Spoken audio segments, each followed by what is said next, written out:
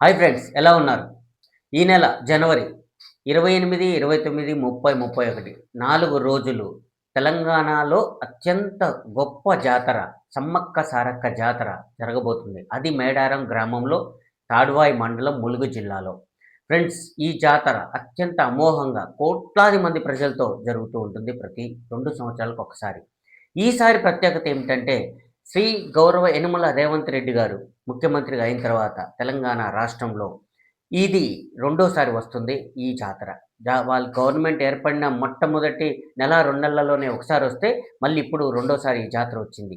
ఈసారి జాతరకి దాదాపు 200,00,00,000 రూపాయలతో శ్రీ పొంగులేటి శ్రీనివాసరెడ్డి గారు అండ్ మంత్రి సీతక్క గారు, మంత్రి కొండా సురేఖ గారు అత్యంత ప్రతిష్టాత్మకంగా తీసుకొని ఈ ప్రాజెక్ట్‌ని 200,00,00,000తో అభివృద్ధి చేస్తున్నారు.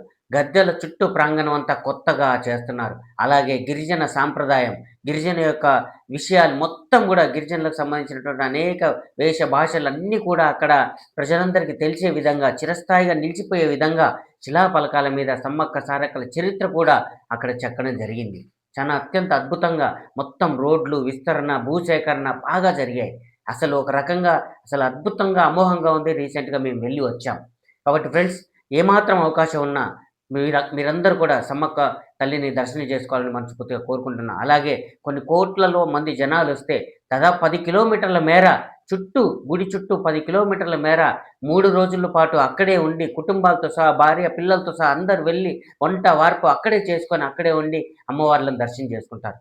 జాతర మొదటి రోజున సారక్క కన్నెపల్లి నుంచి వచ్చి గద్దెల మీదకొస్తుంది.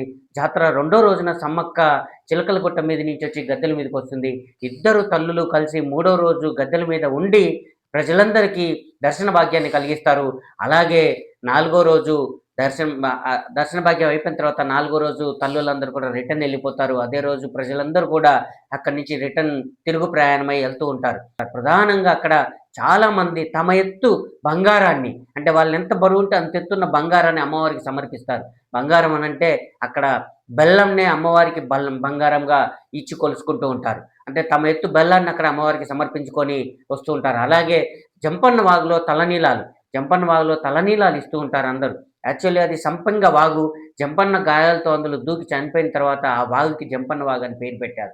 ఆ జంపన్న వాగులో స్నానాలు చేసి తలనీలాలు సమర్పించుకొని వెళ్ళి అమ్మవార్లను దర్శించుకొని బంగారాన్ని సమర్పించుకోవడం అక్కడ ఆనవాయితీగా వస్తుంది.